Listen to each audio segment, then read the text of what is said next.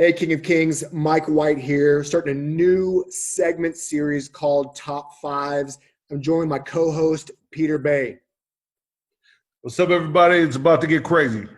And we're hoping to put out some weekly information where we review and give our top five on a variety of categories. Occasionally, we'll invite in other guests to give their opinions as well. And you're a huge part of this segment. You comment below, give us ideas of new top fives, and you rate, review each of our top fives. You rip us, you affirm us, give us new ideas of things that we may have missed. You're a vital part of this segment, Top Fives. And today we're kicking off top five comedy sitcoms, not streaming as in Netflix originals or Hulu or Amazon Prime, network stuff, Comedy Central, HBO, those sorts of things are what we're talking about. And not sketch comedy, SNL and Living Color, those sorts of things, Key and Peele. We're talking about sitcom comedy. So we're going to start, and we're going to go back and forth a little bit. Our top five, but first we have our honorable mentions. Peter Bay, Mr. B, start us off. Honorable mention 1 or 2. What you got? Yeah, man, I've narrowed it down to one. Okay. And my one honorable mention is The Cosby Show. Now, this show would have undoubtedly made my top five if not for Bill's, unfortunate moral failures. Yeah. Kind of put a damper on the whole show, and that's why you don't see it all in syndication anymore, but or in reruns. But this show was like one of my best favorites, and they were like the coolest family ever at lip syncs. Yeah, it's good. And another thing about this, we do not know each other's list before we get on.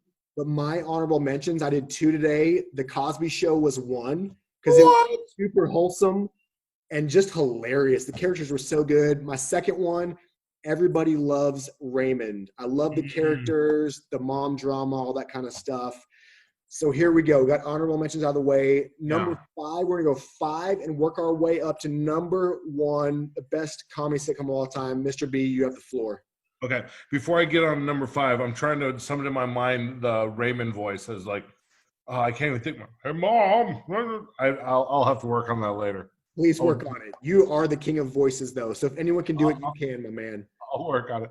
Number 5. This one, I know there's going to be some controversy here, but a fantastic show. This aired from 2015 to 18. Last Man on Earth. Okay?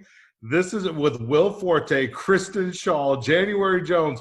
This show was hilarious. It's a little, I don't know if it's too soon to talk about this show because the theme was all about a virus hitting and everyone dies. So yeah, a little shaky, but the show was hilarious.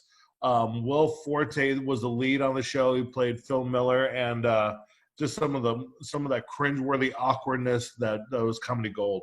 Okay, so my response is I have never heard of the show. What? I can't judge if it's good or bad, but a show I've never heard at number 5, bro. We're talking 40 years of TV between us, man. And you're also a sheltered Texan. That's true. So that's fair. Yeah. Okay. Number 5 for me, and this had 30 seasons and is still going, The Simpsons. This debuted in 1990 or so, semi-controversial. It was one of those where I couldn't watch right away because I think I was too young. My mom thought the matter was too sensitive, and I was screened from it. But comedy gold, just great takes on everyday life. The Simpsons, number 5 in my book. And it's amazing that you picked that because my number 4 is also The Simpsons. Okay. And part of it is I don't know how much I loved it because it's funny or how much I loved it because I too was not allowed to watch The Simpsons. It was the forbidden fruit of my childhood TV experience. Yes. So at my uncle's house, Uncle Jim, he loved The Simpsons, and we would go in the basement and watch it at his house, and we thought it was the funniest show in the history of shows. One of the amazing things you were watching it? Did your parents know you were watching it? Because they allowed Jim to do it. Okay. They didn't like it. So 684 episodes. 684 episodes. This show has also predicted dozens of major events, but I guess at 684 episodes, you're bound to get something right. Yeah, Simpsons, I affirm that pick. Number 4 for me, this one's controversial. I know I'll get some hate comments on this. That's fine. Comment below. South Park. We went animated 5 and 4. South Park, number 4, comedy. You're going to rip on the graphics, Mr. B. I know this, but listen, the current event takes, and I stopped watching this years ago as I matured in the Spirit of God, but man, the current event takes, the humor was so on point. You watch the 2008 election, you watch Tom Cruise, all these things that they just put such a great storyline together, so funny. They pushed the boundaries and they offended everyone. Number 4, South Park. Mike's number 3 will be Beavis and Butthead. So that's number 1, baby. Number 1. Stay tuned to that on these picks. Whatever. Okay. Number 3. Come on, give me number 3. Number 3. Well, I'll help redeem this a little bit. Whatever. The Fresh Prince of Bel-Air. Okay. Woo! Okay. Okay, this was 1990 to 96, so this was some real formative years for me. You did your research, man. I'm impressed. Yeah, I did some work on this. This is the most fun work I've had in a little bit. So there are 148 episodes, which is shocking. Like they jammed in episodes back in that era.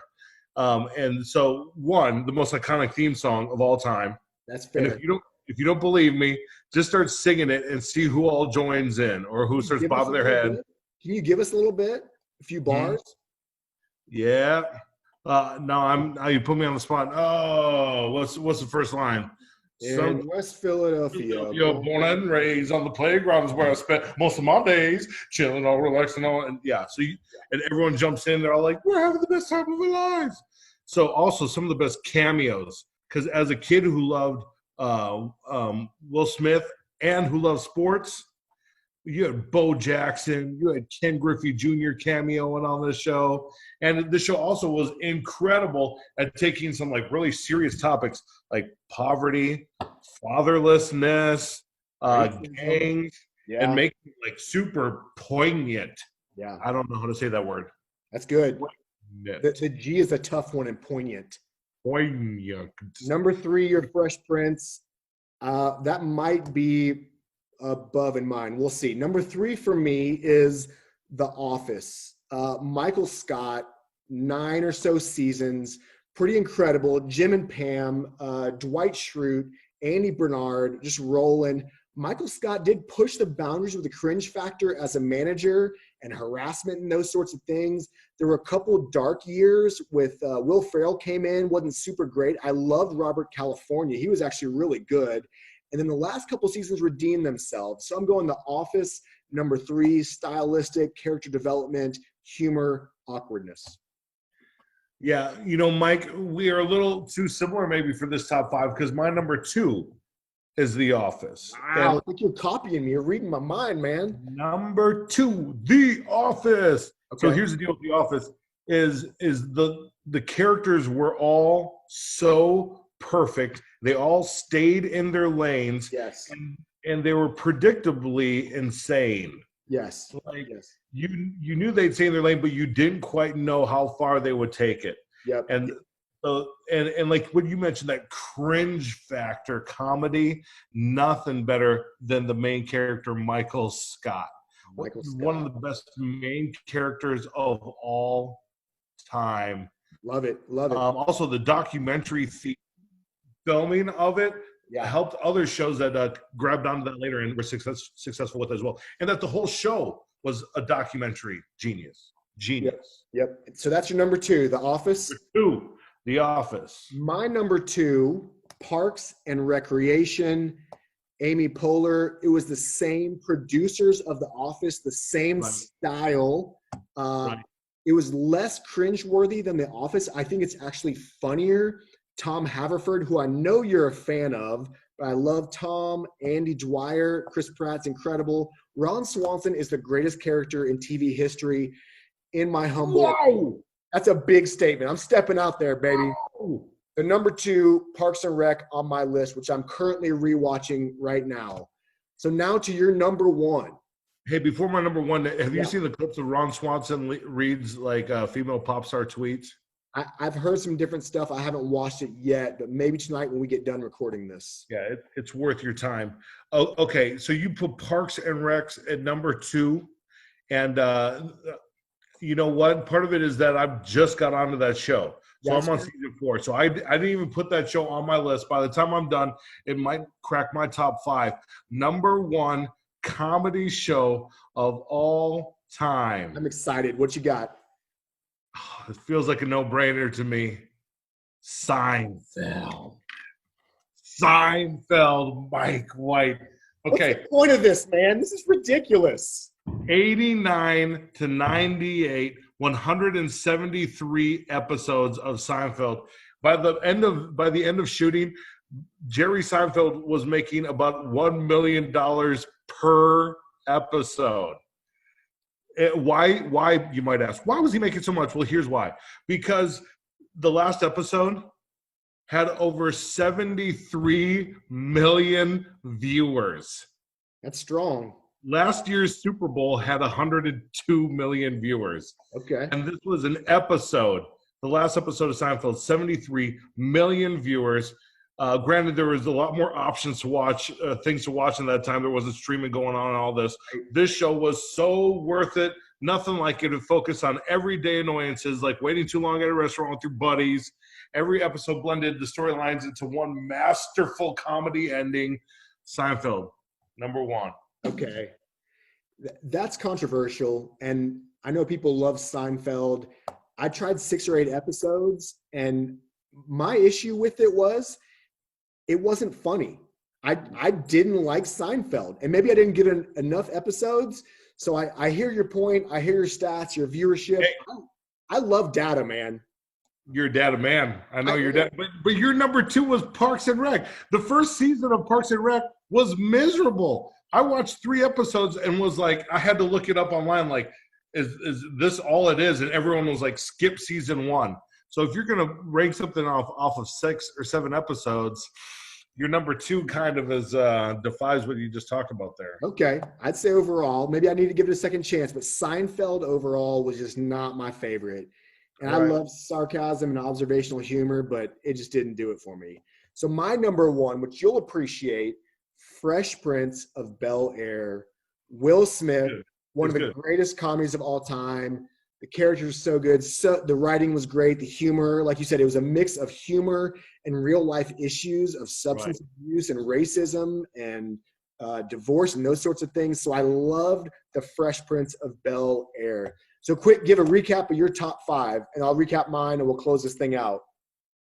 Yeah, number 5, Last Man on Earth, that aired on Fox. You could go check out the archives. Fantastic stuff. Maybe number 4, The Simpsons. Number 3, Fresh Prince of Bel-Air. Number 2, The Office. Number 1, Seinfeld. Right, and I got number 5, The Simpsons. 4, South Park. Number 3, The Office. 2, Parks and Rec. Number 1, Fresh Prince of Bel-Air. Fans, we'd love you guys to comment below. Let us know where we got it right, where we got it wrong. And maybe if you had to pick a winner, whose list are you picking tonight? So more coming next week with top 5s. Mr. B, any last words? Yeah, I want to see your list. Don't just tell us where we were wrong. I want to see your list. What are your top 5? Yep. Is it Cheers? Is it Coach? We've got different eras too. Mike and I are still young guns. So what are your top 5? Come on. Let's do it. All right. King and Kings family, we love you guys. Comment below. Let us know what you think, your top 5, and we'll see you next week with another top 5. Adios.